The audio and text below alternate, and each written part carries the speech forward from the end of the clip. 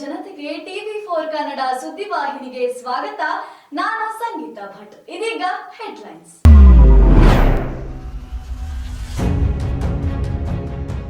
ನಟ ದರ್ಶನ್ ಭೇಟಿಗೆ ಆಗಮಿಸಿದ ಪತ್ನಿ ವಿಜಯಲಕ್ಷ್ಮಿ.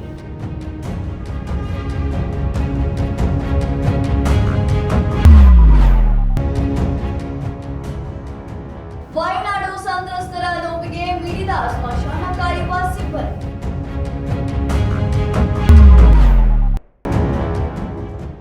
ಕುಮಾರಸ್ವಾಮಿ ಸಹೋದರನ ಆಸ್ತಿ ಲೆಕ್ಕ ನೀಡಲಿ ಡಿಕೆ ಶಿವಕುಮಾರ್ ಹೇಳಿಕೆ.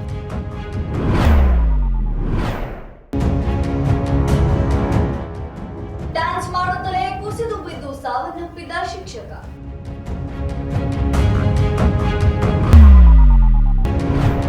ಕ್ಷುಲ್ಲಕ ಕಾರಣಕ್ಕೆ ಕಟ್ಟಡದಿಂದ ಹಾರಿ ಮಹಿಳೆ ಆತ್ಮಹತ್ಯೆ.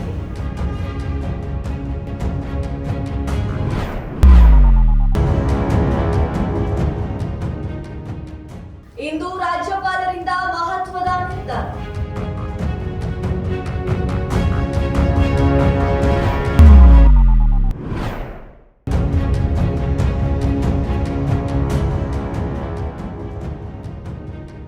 ಏಕಾಏಕಿ ರೈಲಿಗೆ ಬಿದ್ದು ಬೆಂಕಿ.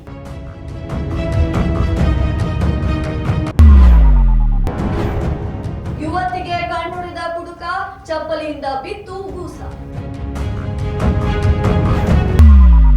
ಭೀಮನ ಅಮಾವಾಸ್ಯೆ ಅಂದ್ರೇನೆ ಹಾಗೆ. ಎಲ್ಲ ಹೆಂಡತಿಯರಿಗೆ ತನ್ನ ಗಂಡನ ಆಯುಷ್ಯ ಅಭಿವೃದ್ಧಿ ಆಗ್ಬೇಕು ಅಂತ ಆಸೆಗಳು ಇರುವುದು ಸಹಜ. ನಟ ದರ್ಶನ್ನ ಪತ್ನಿಗೂ ಕೂಡ ಇದೇ ಆಸೆಯೊಂದಿಗೆ ಪರಪ್ಪನ ಅಗ್ರಹಾರ ಜೈಲಿಗೆ ನಟ ದರ್ಶನ್ ಅನ್ನು ಭೇಟಿಯಾಗಲು ಬಂದಿದ್ದಾರೆ. ಟೆಂಪಲ್ ರನ್ ಮಾಡಿಕೊಂಡು ವಿಜಯಲಕ್ಷ್ಮಿ ನಟ ದರ್ಶನ್ ಭೇಟಿಗೆ ಪರಪ್ಪನ ಅಗ್ರಹಾರ ಜೈಲಿಗೆ ಆಗಮಿಸಿದರು. ಸಹೋದರ ದಿನಕರ್ ಜೊತೆ ಪರಪ್ಪನ ಅಗ್ರಹಾರ ಜೈಲಿಗೆ ಬನಶಂಕರಿ ದೇವಿ ಪ್ರಸಾದ ಪತ್ನಿ ತಂದಿದ್ದಾರೆ. ಪತಿ ದರ್ಶನ್ಗೆ ಪ್ರಸಾದ ವಿಜಯಲಕ್ಷ್ಮಿ ತಂದಿದ್ದು, ನಿನ್ನೆ ಭೀಮನ ಅಮಾವಾಸ್ಯೆ ಪ್ರಯುಕ್ತ ನಗರದ ಬನಶಂಕರಿ ದೇವಸ್ಥಾನದಲ್ಲಿ ಪೂಜೆ ಸಲ್ಲಿಕೆ ಮಾಡಿದ್ದಾರೆ. ನಟ ದರ್ಶನ್ ಆದಷ್ಟು ಬೇಗ ಜೈಲಿನಿಂದ ಬಿಡುಗಡೆ ಆಗಲಿ ಎಂದು ಶಕ್ತಿ ದೇವತೆ ಬನಶಂಕರಿಗೆ ಪೂಜೆ ಮಾಡಿದ್ದಾರೆ.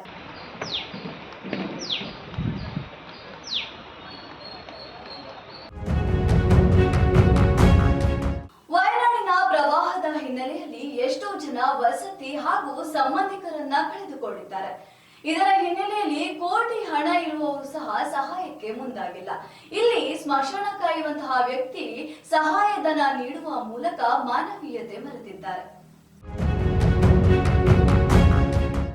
ವಯನಾಡು ಗುಡ್ಡ ಕುಸಿತ ದುರಂತದಲ್ಲಿ ಇದುವರೆಗೂ 390ಕ್ಕೂ ಹೆಚ್ಚು ಮಂದಿ ಮೃತಪಟ್ಟಿದ್ದು, ನೂರಾರು ಮಂದಿ ಮನೆ ಮಠ ಕಳೆದುಕೊಂಡಿದ್ದಾರೆ. ಇವರ ನೋವಿಗೆ ಮರುಕ ವ್ಯಕ್ತಪಡಿಸಿರುವ ಬೆಂಗಳೂರಿನ ಸ್ಮಶಾನ ಕಾಯುವ ಸಿಬ್ಬಂದಿ ತಮ್ಮ 1 ತಿಂಗಳ ವೇತನವನ್ನು ಪರಿಹಾರ ನಿಧಿಗೆ ಕೊಡಲು ಮುಂದಾಗಿದ್ದಾರೆ.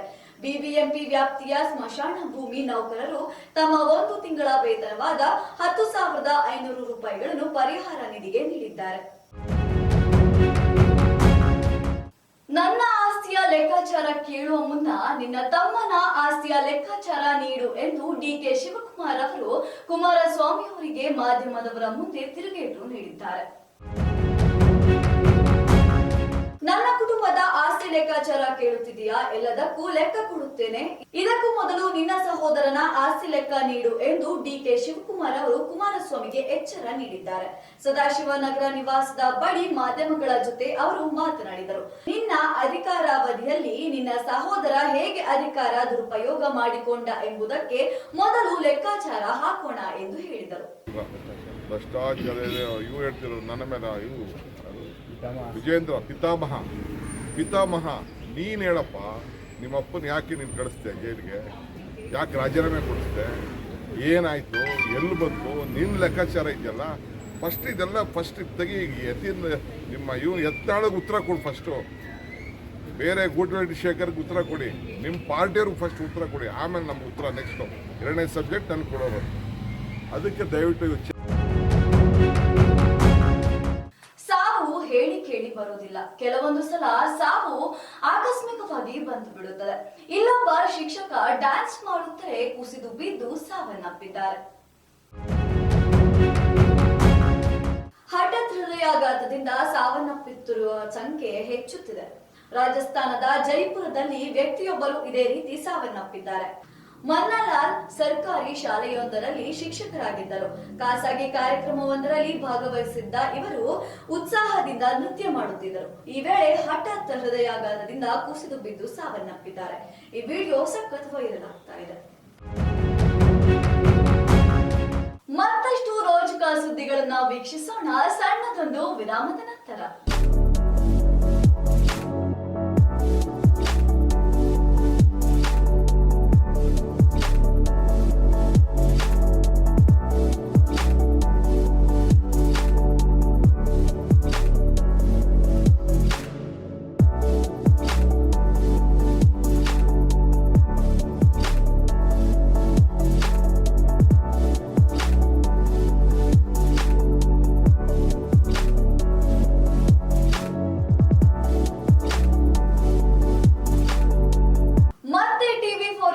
ಸುದ್ದಿವಾಹಿನಿಗೆ ಸ್ವಾಗತ. ಇಲ್ಲೊಬ್ಬ ಮಹಿಳೆ ಕ್ಷುಲ್ಲಕ ಕಾರಣದಿಂದ 3 ಅಂತಸ್ತಿನ ಕಟ್ಟಡದಿಂದ ಧುಮುಕಿ ಸಾವನ್ನಪ್ಪಿರುವಂತಹ ವಿಡಿಯೋ ಇದೀಗ ಸಖತ್ ವೈರಲ್ ಆಗ್ತಾ ಇದೆ. ವಿವಾಹಿತ ಮಹಿಳೆಯೊಬ್ಬರು ಕಟ್ಟಡದ 3ನೇ ಮಹಡಿಯಿಂದ ಕೆಳಕ್ಕೆ ಹಾರಿ ಆತ್ಮಹತ್ಯೆ ಮಾಡಿಕೊಂಡ ಘಟನೆ ಮಧ್ಯಪ್ರದೇಶದ ಇಂದೋರ್ನಲ್ಲಿ ನಡೆದಿದ್ದು ಇತ್ತೀಚೆಗೆ ಬೆಳಕಿಗೆ ಬಂದಿದೆ. ವಿವಾಹಿತ ಮಹಿಳೆ ತನ್ನ ಪತಿಯೊಂದಿಗೆ ಭಿನ್ನಾಭಿಪ್ರಾಯದಿಂದ ಆತ್ಮಹತ್ಯೆ ಮಾಡಿಕೊಂಡಿದ್ದಾಳೆ ಎಂದು ತಿಳಿದು ಬಂದಿದೆ. ಮೂಡ ಅಕ್ರಮಕ್ಕೆ ಸಂಬಂಧಿಸಿದಂತೆ ಇಂದು ರಾಜ್ಯಪಾಲರಿಂದ ಮಹತ್ವದ ಸುದ್ದಿಗೋಷ್ಠಿಯೊಂದು ಹೊರಬರಲಿದೆ. ಮೂಡ ಅಕ್ರಮದ ನಿವೇಶನ ಹಂಚಿಕೆ ಆರೋಪದ ಅಕ್ರಮಗಳು ಮುಖ್ಯಮಂತ್ರಿ ಅವರಿಗೆ ಜುಲೈ 26ರಂದು ಶೋಕಾಸ್ ನೋಟಿಸ್ ನೀಡಿದ್ದರು. ಇದಾದ ಬಳಿಕ ರಾಜ್ಯಪಾಲರು ದೆಹಲಿ ಪ್ರವಾಸ ಕೈಗೊಂಡಿದ್ದರು. ಸೋಮವಾರ ಮಧ್ಯಾಹ್ನದ ವೇಳೆಗೆ ರಾಜ್ಯಕ್ಕೆ ವಾಪಸ್ಸಾಗಿದ್ದು ಮುಖ್ಯಮಂತ್ರಿ ಸಿದ್ದರಾಮಯ್ಯ ಅವರ ವಿರುದ್ಧ ಪ್ರಾಸಿಕ್ಯೂಷನ್ ವಿಚಾರವಾಗಿ ಯಾವ ನಿರ್ಧಾರ ಕೈಗೊಳ್ಳುತ್ತಾರೆ ಎಂಬುದು ಕುತೂಹಲ ಮೂಡಿಸಿದೆ. ವಿಶಾಖಪಟ್ಟಣಂ ರೈಲು ನಿಲ್ದಾಣದಲ್ಲಿ ಏಕಾಏಕಿ ಅಕಸ್ಮಾತ್ ಆಗಿ ರೈಲಿಗೆ ಬೆಂಕಿ ಹತ್ತಿಕೊಂಡಿದೆ. ಕೆಲ ಕಾಲ ಎಲ್ಲರಲ್ಲೂ ಆತಂಕ ಮನೆ ಮಾಡಿತ್ತು. ವಿಶಾಖಪಟ್ಟಣಂ ರೈಲು ನಿಲ್ದಾಣದಲ್ಲಿ ಭಾನುವಾರ ಬೆಂಕಿ ಕಾಣಿಸಿಕೊಂಡಿದೆ. ನಿಲ್ಲಿಸಿದ ರೈಲಿನಲ್ಲಿ ಏಕಾಏಕಿ ಬೆಂಕಿ ಹತ್ತಿಕೊಂಡಿದೆ. ಕೋರ್ಬಾದಿಂದ ವಿಶಾಖಕ್ಕೆ ತೆರಳುತ್ತಿದ್ದ ಎಕ್ಸ್ಪ್ರೆಸ್ ರೈಲಿನ ಎಸಿ ಕೋಚ್ಗಳಲ್ಲಿ ಬೆಂಕಿ ಕಾಣಿಸಿಕೊಂಡಿದ್ದು, ಅಪಘಾತದಲ್ಲಿ ಎಸಿ ಬೋಗಿಗಳಾದ B6, B7 ಮತ್ತು M1 ಸಂಪೂರ್ಣ ಸುಟ್ಟು ಕರಕಲಾಗಿದೆ. ಮಹಿಳೆಯೊಬ್ಬಳಿಗೆ ಕುಡುಕನೊಬ್ಬ ಕಣ್ಣು ಹೊಡೆದಿದ್ದ ಕಾರಣ ಚಪ್ಪಲಿಯಿಂದ ಪೆಟ್ಟು ತಿಂದಿರುವಂತಹ ಘಟನೆ ನಡೆದಿದೆ. ಮಹಿಳೆಯೋರ್ವಳು ಯುವಕನಿಗೆ ಚಪ್ಪಲಿ ಸೇವೆ ಮಾಡಿರುವ ವಿಡಿಯೋ ವೈರಲ್ ಆಗುತ್ತಿದೆ. ವಿಜಯಪುರದ ಕೇಂದ್ರ ಬಸ್ ನಿಲ್ದಾಣದಲ್ಲಿ ನಡೆದಿದೆ ಎನ್ನಲಾದ ಘಟನೆ ದೃಶ್ಯಾವಳಿಗಳು ಇದೀಗ ಸಾಮಾಜಿಕ ಜಾಲತಾಣದಲ್ಲಿ ವೈರಲ್ ಆಗುತ್ತಿದೆ. ಪರಸ್ಥಳಕ್ಕೆ ತೆರಳುತ್ತಿದ್ದಂತಹ ಬಸ್ ನಿಲ್ದಾಣದಲ್ಲಿ ನಿಂತಿದ್ದ ಮಹಿಳೆಗೆ ಯುವಕ ಕಣ್ಣು ಹೊಡೆದ ತನ್ನೊಂದಿಗೆ ಬರುವಂತೆ ಸನ್ನೆ ಮಾಡಿದ್ದಾನೆ. ಆದರೆ ರೊಚ್ಚಿಗೆದ್ದ ಯುವತಿ ಯುವಕನನ್ನು ಅಟ್ಟಾಡಿಸಿಕೊಂಡು ಹೊಡೆದಿದ್ದಾಳೆ.